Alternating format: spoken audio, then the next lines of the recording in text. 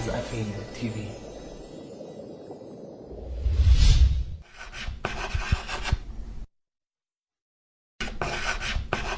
مردم آزادی جهان همیشه از ابرقدرت‌ها خصوصا آمریکای جنایتکار صدمه دیدند.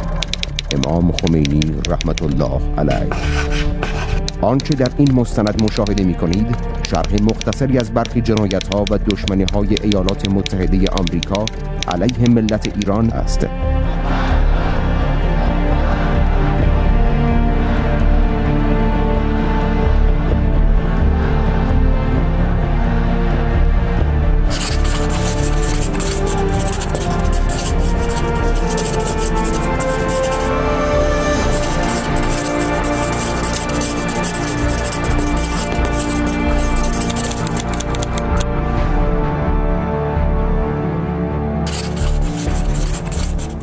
کودتای 28 مرداد.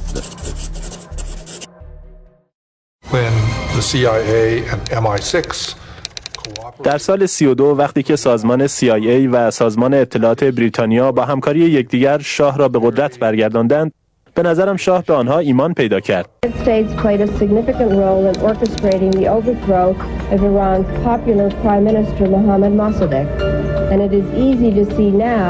why many Iranians continue to resent this intervention by America in their internal affairs. پاسخ شما در مورد اون پیشنهاد عذرخواهی به خاطر کودتای 28 مرداد چیه؟ عملیه این پیشنهاد؟ یک عذرخواهی رو دولت بریتانیا باید بگه. من به عنوان یک عضو ارشد حزب مخالف خیلی مناسب نخواهد بود. اتفاقی که در سال 1953 افتاد، من حس میکنم، من به طور نظر شخصی من اینه که خیلی مسئله مایه تأسفه و خیلی تلخ کرد و تاثیر منفی گذاشت روی ذهن مردم ایران نسبت به آمریکا و این قابل درکه نسبت به بریتانیا، هم نظر اونها نسبت به آمریکا و هم نظر اونها نسبت به بریتانیا. من این نگاه، این عملکرد بریتانیا و آمریکا نسبت به ایران و حمایت اونها از رژیم شاه بعد از این، در حالی که اون رژیم واقعا حمایت مردمی پشتش نبوده، حمایت مردمی نداشت، این واقعا اقدام مناسبی نبود.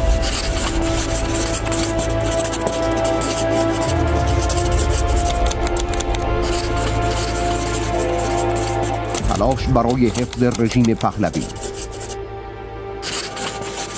مأموریت من جلوگیری از اضمحلال ارتش ایران است و در صورت ناکامی و غلبه نیافتن بر ناآرامی‌های ایران سازماندهی یک کودتای نظامی برای حفاظت از منافع آمریکا بود.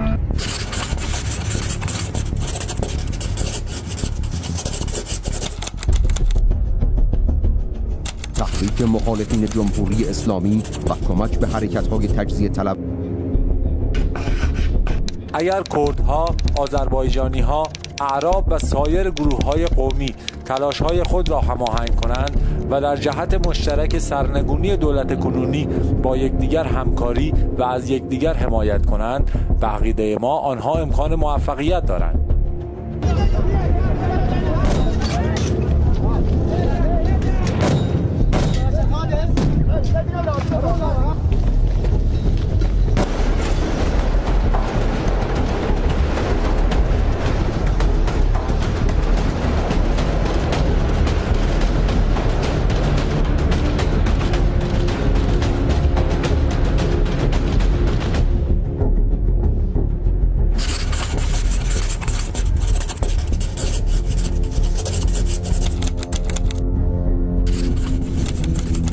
حمله نظامی به ایران. شب گذشته آمریکا دست به عملیات نظامی برای نجات گروگان‌ها زد، ولی نتیجهش قطعات خرد شده هواپیماهای اونا و بسیاری از سوالاتی که پیش آمده. Already vetoed bills that would undermine our fight against inflation, and the Congress has sustained those vetoes. But this is the entire rotor assembly of one of the American helicopters that were involved in the rescue attempt.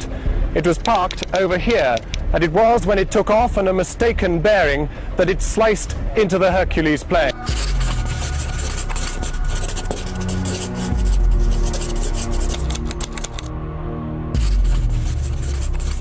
چراغ سبز به رژیم صدام برای حمله به ایران و پشتیبانی همه جانبه از آن رژیم در طول جنگ. دولت ریگان با حمایت مالی و صادرات مواد کشاورزی و وام‌های به ارزش صدها میلیون دلار به سمت صدام متمایل شد.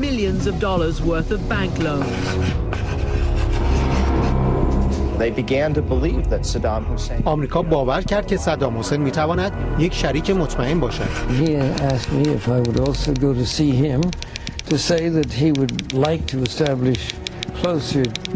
touch with the regime. He felt that it was important that our two countries communicated more effectively.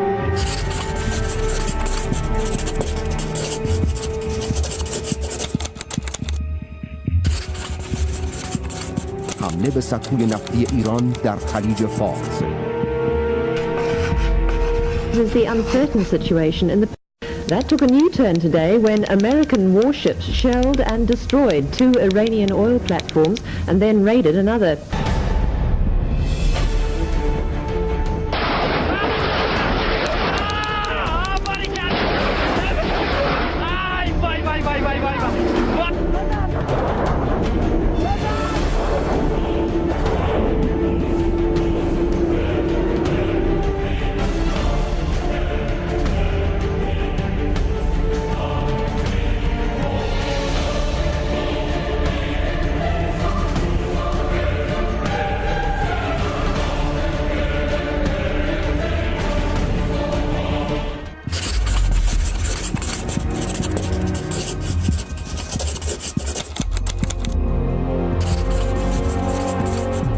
به هواپیمای مسافربری ایران.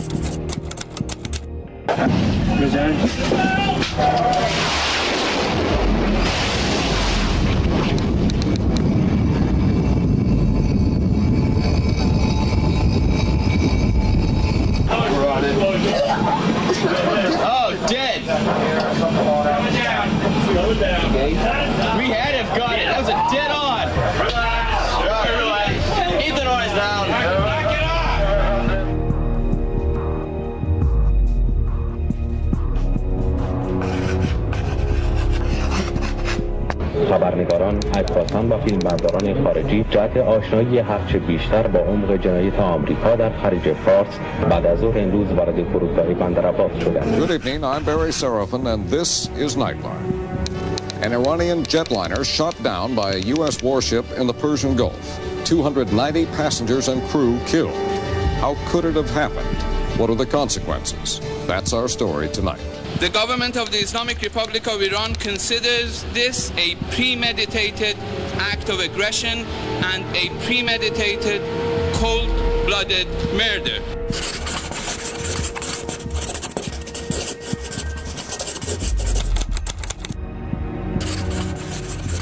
پشتیبانی و حمایت از خیانت‌ها و جنایات گروهک تروریستی منافقین و گروهک‌های تروریستی شرور. خانم رجوی هیچ شباهتی به یک تروریست نداره.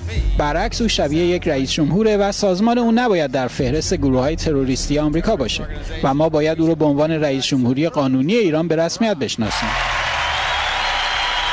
هوادین کاندیدای سابق ریاست جمهوری از حزب دموکرات تنها سیاستمدار معروف آمریکایی نیست که در حمایت از سازمان مجاهدین خلق به اینجا آمده است. تعدادی از چهره‌های حزب جمهوری خواه هم که اختلاف‌های بسیار شدیدی با آقای دین دارند در این یک مورد با او هم عقیده‌اند. از وزیر دادگستری دولت جورج بوش گرفته تا فرماندهان ارشد نظامی دهه گذشته. حذف نام سازمان مجاهدین خلق از فهرست گروه‌های تروریستی آمریکا. وزارت امور خارجه آمریکا دیروز 7 مهر ماه اعلام کرد از این پس در آمریکا به عنوان تروریست شناخته نمی‌شوند. بنابر تصمیم هیلاری کلینتون وزیر امور خارجه آمریکا، انجام معاملات بازرگانی با اعضای مجاهدین خلق از روز جمعه دیروز آزاد است و حساب‌های بانکی آنها در آمریکا هم دیگر مسدود نخواهد بود.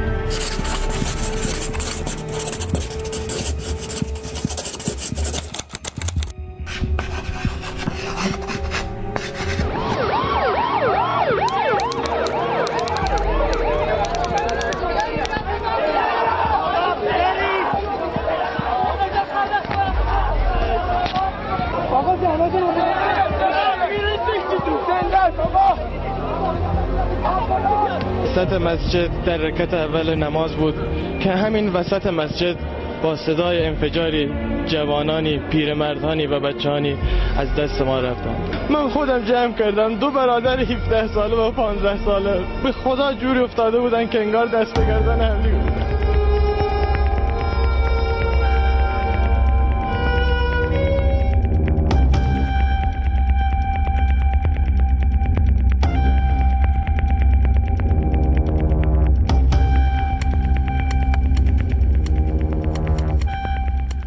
بعد از انتخابات اوباما دوباره اینها با ما رابطه کردن و از طریق همون شخصی که من اسم بردم از طریق اون رابطه کردن اومدن در شهر کودتای پاکستان و با من ملاقات کرد.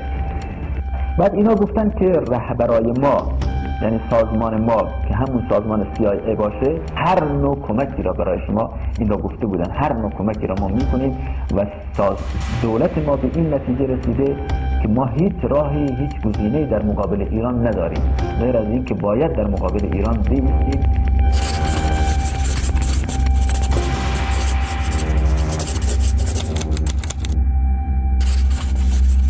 جنگ نرم و ایران هراسی به وسیله ابزارهای گوناگون مانند هالیوود.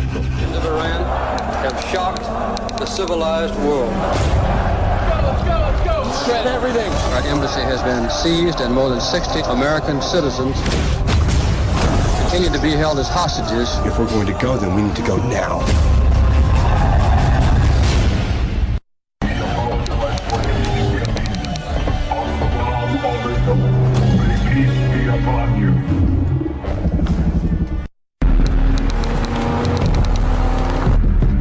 مثل اینکه ماشین پذیره.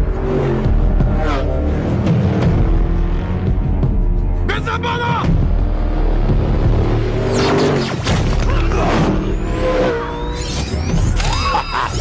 On the ground, per favore, and stay there.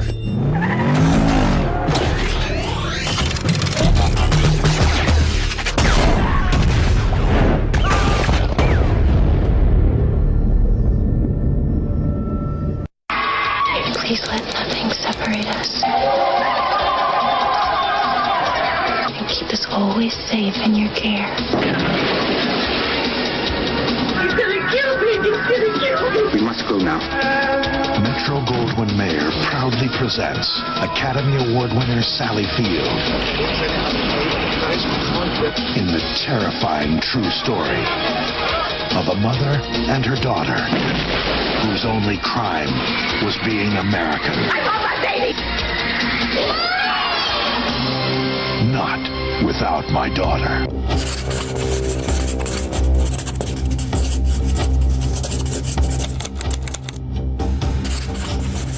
اعمال تحریم های ظالمانه علیه ملت ایران.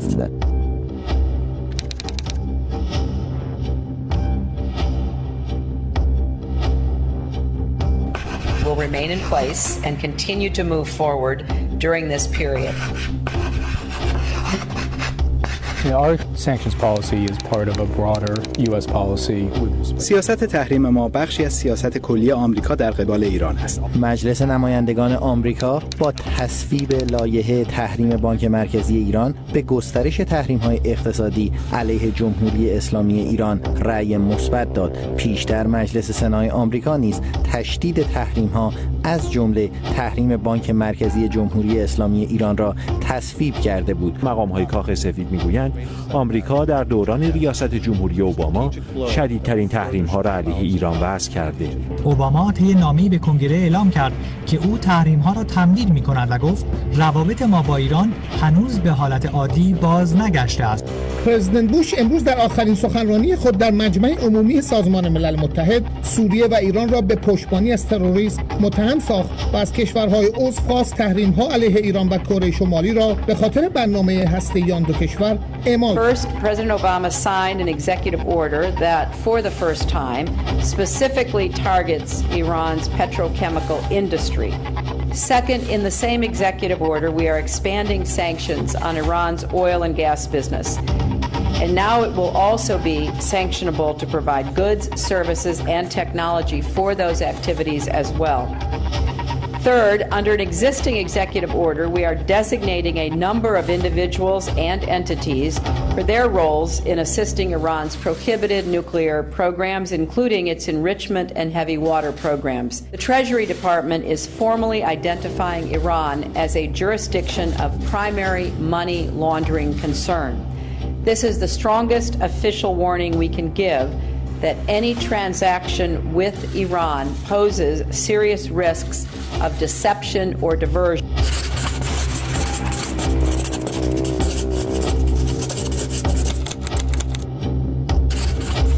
ایجاد ناامنی و سرازیر کردن سیل سلاح‌ها به منطقه خاورمیانه. مانور نظامی 30 کشور جهان در خلیج فارس تحت رهبری نیروی دریایی آمریکا ادامه دارد. فرماندهان ناوگان پنجم آمریکا بار دیگر بر اهمیت هماهنگی کشورهای مختلف تاکید کردند. حالا برخی از رسانه‌های آمریکایی میگویند آمریکا چند فروند از این جنگنده‌ها را در پایگاه هوایی الظفر در نزدیکی ابوظبی پایتخت امارات متحده عربی مستقر کرده. سخنگویان نیروی هوایی و نیروی دریایی آمریکا گفتند استقرار این جنگنده‌ها در پایگاه الظفر یک عملیات عادی است. مقامات دولت آمریکا خبر دادند که این کشور زیر دریایی‌های بدون سرنشین خودش را در آب‌های خلیج فارس مستقر کرده.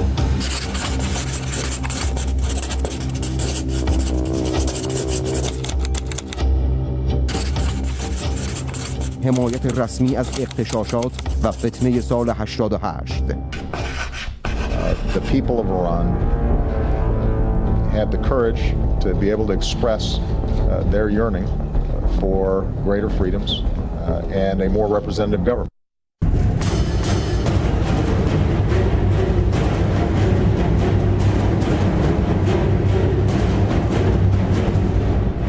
Let me very clearly and directly support the aspirations of the people who are in the streets in Iran today.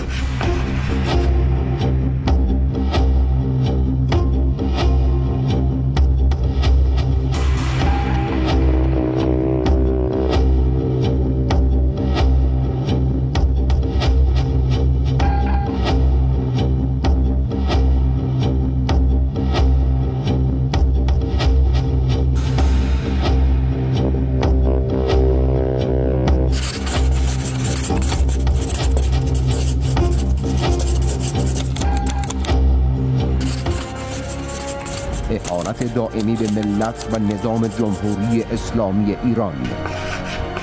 Iran aggressively pursues these weapons and exports terror. States like these and their terrorist allies constitute an axis of evil.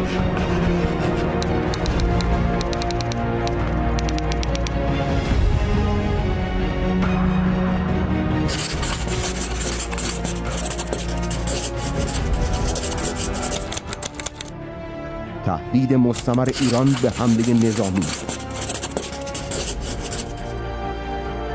Options off the table means I'm considering all options. همه گزینه‌ها درباره ایران روی میز است.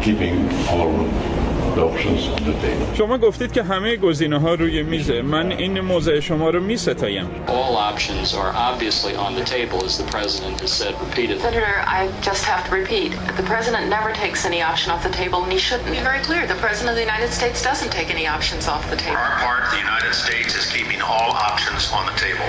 And as the president has said, all options are on the table. All options on the table. All options are on the table. I reserve all options, and my policy here is not going to be one of containment. My policy is prevention of Iran obtaining nuclear weapons. And as I indicated yesterday in my speech, when I say all options are at the table, I mean it. 60 سال از 28 مرداد 32 تا امروز در هر موردی که با آمریکایی‌ها مسئولین این کشور اعتماد کردند ضربه خوردند. یک روزی مصدق به آمریکایی‌ها اعتماد کرد، به آنها تکیه کرد، آنها را دوست خود فرض کرد. ماجرای 28 مرداد محل کودتا در اختیار آمریکایی‌ها، عامل کودتا که با چمدان پر پول آمد تهران و پول قسمت کرد بین اراذل و اوباش که کودتا رو راه بیاندازه. آمریکایی بود. تدبیر کار رو که خودشون هم اعتراف کردن، اقرار کردن، بعض هم حکومت ظالمانه پهلوی را سالهای متمادی بر این کشور مسلط کردند، ساواک تشکیل دادند، مبارزان رو به زنجیر کشیدند، شکنجه کردند. این مال اون دوره است. بعد از انقلاب هم در برهه‌ای مسئولین کشور روی خوشبینی‌های خود به اینا اعتماد کردند. از اون طرف سیاست دولت آمریکا ایران را در محور شرارت قرار داد. دشمنان ملت ایران در این 30 و چند سال هر چه در توان داشتند علیه این ملت به کار گرفتند. چیزی در چنته ندارند که علیه ملت ایران به کار نگرفته باشند.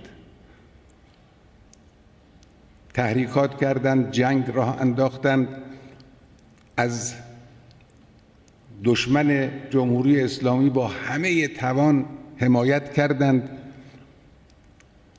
معارضه سخت کردند، معارضه نرم کردند، هر چه در توان داشتند با این ملت مبارزه کردند. اما ملت ایستادگی کرد. نه فقط نتوانستند او رو به زانو در بیاورند و بشکنند، نتوانستند جلو پیشرفت او رو بگیرند. این ملت پیشرفت کرده است. از هر کاری که در اختیارشون بود و می توانستند در این 30 سال استفاده کردند. توطئه کردند، کودتا را انداختند، تحریک نظامی کردند، حمله به هواپیما کردند، تحریم‌های سخت و شدید کردند، روز به روز تحریم‌ها رو زیاد کردند به امید اینکه بتوانند ملت رو از صحنه خارج کنند، بتوانند ملت رو ناامید کنند، بتوانند ملت رو نسبت به اسلام و جمهوری اسلامی بدبین کنند. ناکام موندند.